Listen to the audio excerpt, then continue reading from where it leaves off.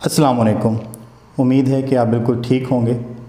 जैसे मैं पहले भी आपसे शेयर कर चुका हूँ कि पाकिस्तान में अज़ाब, सैलाब और मसले मसाइल ख़त्म नहीं होते हैं। हर रोज़ हम एक नया मसला ढूंढ के ले आते हैं, किसी की किरदार कशी के लिए, किसी भी चीज़ के लिए। हमारा जो आवाम है वो इस मामले पर चलती रहती है। हमारे एक आलिम साहब हैं यहाँ कराची में, उनका ताल्लुक़ बंगाली नस्ल से है, लेकिन वो पाकिस्तान बनने के बाद से पाकिस्तान में ही मौजूद है। उनकी पूरी फैमिलीज़ अभी भी कराची में, कहते हैं तकरीबन 30 लाख के करीब बंगाली फैमिलीज़ जो हैं, बंगाली लोग जो हैं वो यहाँ पर 30 लाख की तादाद में मौजूद हैं। उनसे मैंने पूछा कि आपका कभी इत्तफ़ाक़ हुआ बांग्लादेश जाने का या अपनी आबाई ज़बान के इलाके में जाने का? तो उन्होंने कहा, हाँ उमैर, एक दफ़ा इत्तफ़ाक़ हुआ था जाने का, क्योंकि मेरी खाला जो हैं वो बांग्लादेश में ही रहती हैं। तो मैंने सोचा कि मैं जाऊं, लेकिन जब मैं वहाँ गया तो ना मेरी ज़बान और उस ज़बान में बड़ा फ़र्क था, क्योंकि मेरी ज़बान में उर्दू की आमेज़िश थी, सिंधी के अल्फाज की आमेज़िश थी, और वो एक देहाती ज़बान पहले ही थी, सिटी की तो थी नहीं, या इस तरह के जो भी उन्होंने तावीलात पेश की कि काफ़ी ज़बान चेंज थी। साथ में उन्होंने एक बड़ी दिलचस्प और बड़ी मज़ेदार बात बताई। उन्होंने कहा कि हमारे यहाँ जितने भी मदारिस चल रहे हैं, किसी भी सेक्ट के हों, किसी भी जगह पर हों, वो तमाम के तमाम ज़कात पर चल रहे होते हैं, सदक़ात पर चल रहे होते हैं या खैरात पर चल रहे होते हैं। लेकिन बांग्लादेश में ऐसा नहीं है। बांग्लादेश में जो मदरसा चल रहा है, उस मदरसे के लिए ज़कात सदक़ात के ये वाले कॉन्सेप्ट वहाँ पर बहुत कम पाए जाते हैं। उन्होंने कहा कि वहाँ पर अगर कोई मदरसा है तो मदरसे की इंतज़ामिया अगर 10,000 रुपये फ़ीस देती है, तनख्वाह देती है अपने आलिम को, तो उस 10,000 रुपये में से जो 9,000 रुपये है वो गवर्नमेंट ऑफ बांग्लादेश पे करेगी, 1,000 रुपया वो मदरसा पे करेगा। इस तरह उन्होंने ये शेयर किया कि वहाँ के मदारिस जो है वो मांगते नहीं हैं, वहाँ के मदारिस किसी के आगे हाथ नहीं फैलाते हैं। इस मामले में बड़े एम्पावर किस्म के वो मदारिस मौजूद हैं।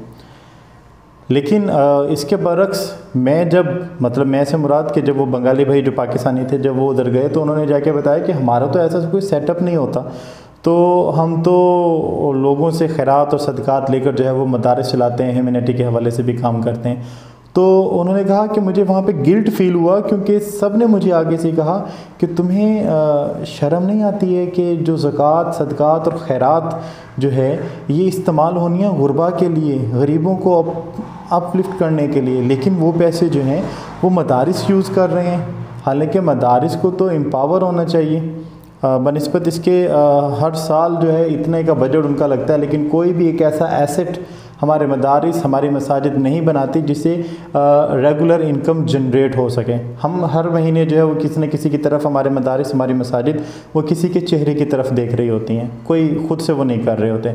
हम ज़्यादातर अपने मसाजिद के जो उलमा हैं, स्पेशली अंदरून सिंध, जनूबी पंजाब और जिन जिन इलाक़ों के अंदर हम गए हैं, वहाँ पर हमारे जो मसाजिद के इमाम हैं या हमारे जो उलमा हैं, उनके अपने बिजनेसेस नहीं होते हैं, वो मदरसे के तहत ही चल रहे होते हैं, सारे मामला वैसे होते हैं। तो उन्होंने कहा कि यार मुझे ना वहाँ पे गिल्टी फ़ील हो रही थी कि यार मैं सदक़ात के पैसों से पढ़ा हूँ, मैं ज़कात के पैसों से पढ़ा हूँ, और मैं खा भी जो रहा हूँ मैं उसी तरीके से खा रहा हूँ। अभी कराची में भी यहाँ पे आप जिस भी रोड से गुजरेंगे एक ऑर्गेनाइजेशन बनी हुई है जो सदक़ात खैरात और उसके हवाले से पैसे मांग रही होगी। बल्कि यहाँ पे इतना बड़ा बिज़नेस ये चल रहा है ना कि बस आप लोगों से पैसे मांग कर जो है नौकरी करनी नहीं है, अपनी एक ऑर्गेनाइजेशन बनाएं, उसके अंदर जो है आप लोगों से इमदाद लें और इमदाद लेकर आप चलते रहें। एक इमदाद ये खालिसतन इमदाद जो होती है, ज़कात सदक़ात, ये ज़्यादा से ज़्यादा जो इस्लाम में इसका कॉन्सेप्ट है वो अपलिफ्टिंग के हवाले से है, मार्जिनलाइज सोसाइटी की।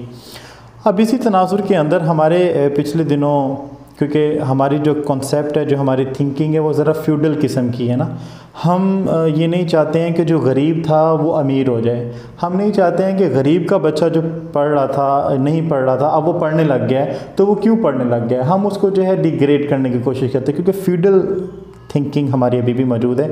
अभी शायद शहरों में तो रहने वाले ना जानते, लेकिन देहातों में रहने वाले ये जानते हैं कि अभी भी किसी गांव के अंदर कोई देहाती का बच्चा जब पढ़ने के लिए स्कूल जाता है या उसको यूनिवर्सिटी भेजा जाता है, तो उस इलाके के जो हैं सरदार जो हैं वो दिल में कुड़ते हुए कहते हैं कि क्या ज़रूरत थी भेजने की, यहीं पे कोई काम वगैरह कर लेता बच्चा तो ठीक होता, बाहर भेजने की क्या ज़रूरत थी, बल्कि वो खुद कफील होने नहीं देते हैं। اسی خود کفالت کے اندر ہمارے ایک علامہ صاحب ہیں مولانا طارق جمیل صاحب، انہوں نے اپنا برانڈ MTG کے نام سے سٹارٹ کیا ہے، لیکن یہ ہے کہ وہ بھی بڑے پریشر میں لوگ ان کے حوالے سے بھی باتیں کر رہے ہیں. تو یہ باتیں کرنے کا مقصد صرف یہ ہے کہ ہماری تھنکنگ جو ہے وہ فیوڈل ہے. طارق جمیل زمیندار ہوگا، سب کچھ ہوگا، لیکن یہ ہے کہ وہ بات نہیں ہو سکتی ہے.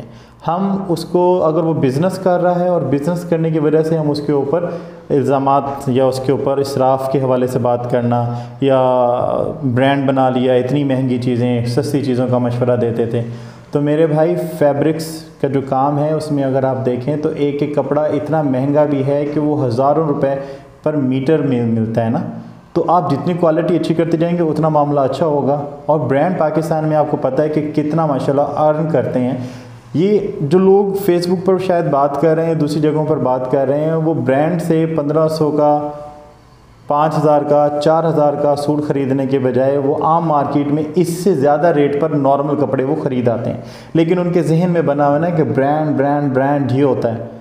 تو اس میں کوالٹی کے اندر بہت سارے فرق آتے ہیں. اور اگر ایک بندہ بزنس کر رہا ہے اور بزنس کر کے اس کی وجہ سے دوسرے علماء کو یہ سیکھ ملے گی کہ یار ہمیں بھی کوئی کام کرنا چاہیے، اور کام کرنے کے بعد ہمیں خود کفیل ہو کر اپنے مدارس کو چلانا چاہیے. اب میں یہ نہیں کہہ رہا ہوں کہ مولانا طارق جمیل صاحب جو ہیں وہ مدارس کو پیسہ دے رہے ہیں یا کچھ بھی کر رہے ہیں، لیکن ایک عالم کا خود کفیل ہونا بہت ضروری ہے. اگر آپ چاہتے ہیں کہ وہ اسلام کے مطابق فیصلے کرے، آپ کو اسلام کے مطابق چیزیں بتائے، تو جب تک وہ خود کفیل نہیں ہوگا وہ آپ کو درست چیزیں بتاتے ہوئے ہچکچاہٹ محسوس کرے گا.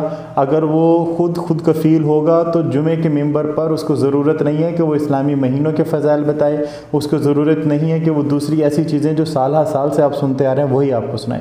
اس کی جگہ پر وہ آپ کو وہ چیزیں سکھائے گا، وہ چیزیں بتائے گا جو اس کو بتانی چاہیے. وہ انتظامیہ کے انڈر پریشر نہیں ہوگا کہ جمعے سے پہلے بھی پوچھنا ہے اور ساری چیزیں باتیں کرنے سے پہلے پوچھنا ہوتا ہے. یا ہمارے جو کچھ پریسٹیجس فیملی ہوتی ہیں، جو امیر ہوتے ہیں علاقے کے، وہ مسجد میں آتے ہیں تو ان کا پروٹوکول کچھ الگ قسم کا ہوتا ہے، دوسروں کا پروٹوکول کچھ الگ قسم کا ہوتا ہے. اگر وہ کوئی ان ایتھیکل یا ریلیجیس کام جو اجازت نہیں دیتا ریلیجن وہ کر لیں تو اس کے اوپر بھی ان کی پکڑ نہیں ہوتی، کیونکہ انہوں نے ہر مہینے مسجد کا جو ہے نا وہ بل پے کرنا ہوتا ہے، انہوں نے امام کی جو ہے وہ سیلری دینی ہوتی ہے. تو ہمارے مدارس کا زکوٰۃ صدقات پر مسلسل پلنا اور ہمارے علماء کا خود کفیل نہ ہونا بہت بڑا مسئلہ ہے. دل کو شادہ کیجئے. فیوڈل اور زمیندار والی سوچ کو نکال کر کہ کسی کا بچہ ترقی نہ کرے، کسی کا بچہ آگے نہ بڑھے، اس کے نسبت آگے بڑھیں اور اتنا موقع دیں لوگوں کو کہ لوگ جو ہے اپنا بزنس کر کے کام کر سکیں. باقی اگر آپ اس کے برانڈ سے نہیں خرید سکتے تو یہ آپ کا مسئلہ ہے. بہت سارے لوگ ہیں جو بہت مہنگے کپڑے خرید سکتے ہیں، پہن سکتے ہیں. آپ کوشش کریں کہ آپ بھی اپنے آپ کو اپلفٹ کر سکیں. Thank you.